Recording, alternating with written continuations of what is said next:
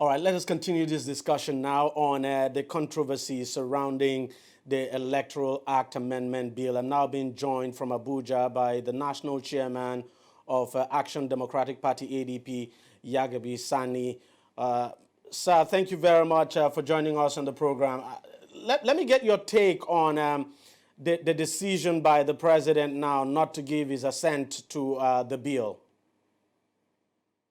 Well, I think as the president of this country, I think is the height of inconsistency in the sense that the party came on board on the platform of change. And the change Nigerians are expecting is the one that would deepen democracy. And I think the sequence of elections as put forward by the INEC is counterproductive in terms of how it impacts entrenchment of democracy in Nigeria.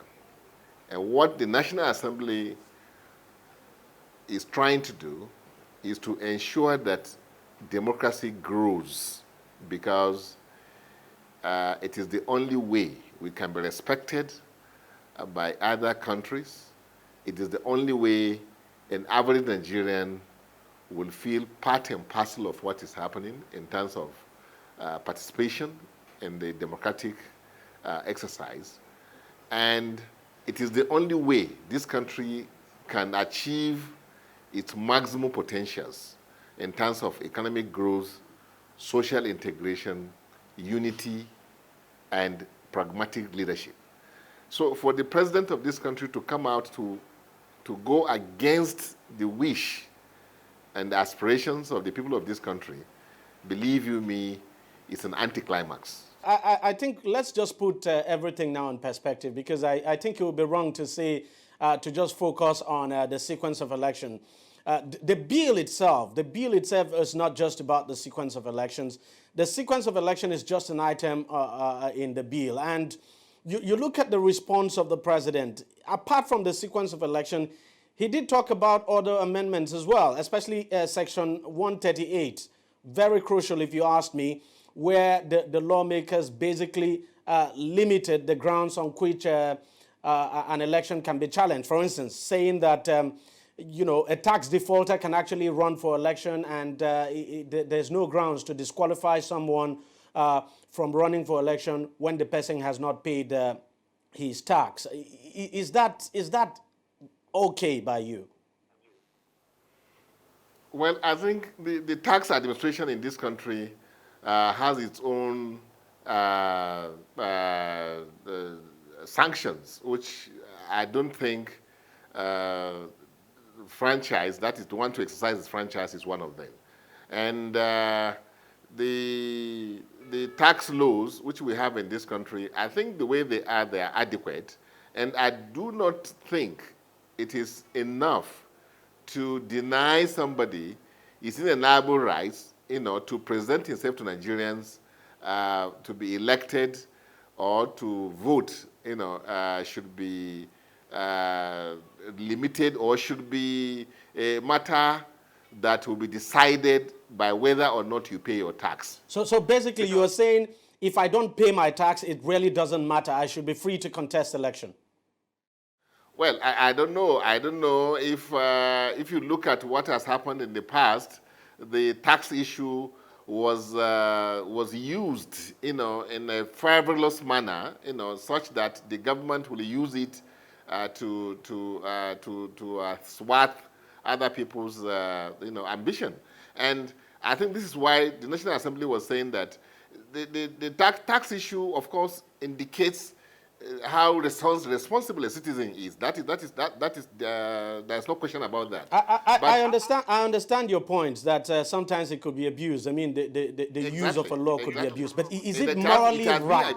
And is it also correct to allow someone who does not pay his tax at all to run for a political office, and this same person would sit in power and want to impose taxes on others, want to enforce the tax laws of the country? Is that right? Well, morally, you could say it's wrong. Morally, it's wrong. But I think it is the duty of the tax collectors and the government, if you like, to ensure that all of us pay tax, and they should demonstrate to us that the tax we are paying is something that is used for the development of the country. Let's just leave the issue of tax now, and let's look at the other grounds raised by the president. That's section 125, subsection 325. The president said, for instance, I mean, by the amendment now, the lawmakers basically arrogated to themselves the powers to basically make laws governing the conduct of elections in local government. That's under local government elections now. And the president is saying, look, that might raise an issue of, competence, whether the National Assembly is competent, to make laws for the conduct of local government elections, especially when the Constitution specifically provides that local government elections are actually they're actually under the purview now of local government and the states now, and that state lawmakers should handle that. Yeah, but I think you can see the damage that is doing to democracy itself. It's eroding the credibility of democracy in this country.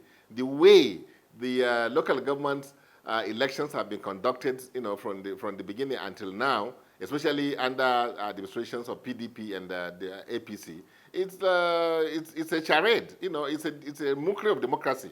If you look at it, it's a rape of democracy, and it makes nonsense of everything we are trying to do. And if at that level we cannot, entrench democracy, we can't tell people that democracy works, then going forward, people will think that rigging is something that is allowed, that can be taken, because they rig elections at that level to the extent that you wonder whether it is even worth the exercise. Okay, finally, before we go, let me just quickly ask you this question on the sequence of election. With what the lawmakers introduced, how does it benefit the people, so to speak? Because effectively what they have done is to create a third round of election. What we have at the moment is 2 rounds of election. You have presidential and National Assembly election, and then you have governorship and state assembly elections. Now, conducting the National Assembly election on a separate day means you're having 3 rounds of elections. You have to think of the cost of that, the security implication, and the cost of that itself would certainly be enormous. So I just want to find out from you how you think that would help the democratic process, because some people have been asking, why not conduct state assembly elections too on a separate day? Yeah, I believe all I'm saying is that we shouldn't have the presidential election first, because when we do that, it's like standing the pyramid on its head. Everything, you will have this bandwagon effect, which is not good for our democracy. You will find a situation where the new political parties, particularly Action Democratic Party and other parties that came on board recently, will be shortchanged. Will be shut out of the system, because it will be a situation where might is right. That's what you have in this country. People don't respect laws; they respect people. So that's why we are against the coming of the presidential election first. Yes, you can match the National Assembly elections and the State Assembly elections. If you like, they can take place the same day. If you are talking about the cost, I see no reason why that cannot be done. It can be done. And then you can have the executive elections taking place the same day too. You can have the governorship and the presidential elections if you are looking at the cost, that maybe you have 3 trenches of election, that will be too costly for the country to bear. Then you can have the 2. Let's have National Assembly and the state assemblies first. Then second, you can have the National Assembly, you can have the presidential and the governorship elections, which will now reduce the cost which you are talking about. But we are talking about survival of democracy. We are talking about the entrenchment of democracy. And when you are looking at how that aspect, it is so important that cost, to an extent, is not so it's not a factor.